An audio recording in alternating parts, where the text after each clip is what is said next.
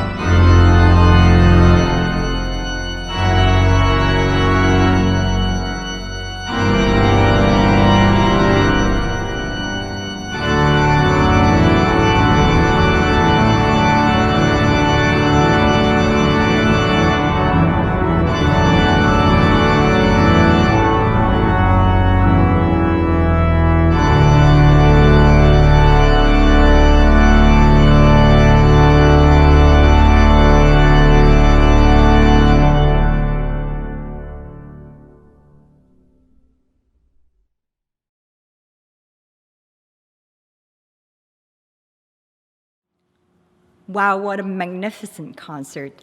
A big thank you and congratulations to TEMC's principal organist, Stephen Boda, for preparing all of these glorious music. We also really enjoyed hearing you talk about organ playing and informations on these pieces. So thank you so much for putting them all together. Please consider to donate to the church and continue your support so that we can continue to prepare programming like this for you all. Thank you so much for being here today. We really appreciate you.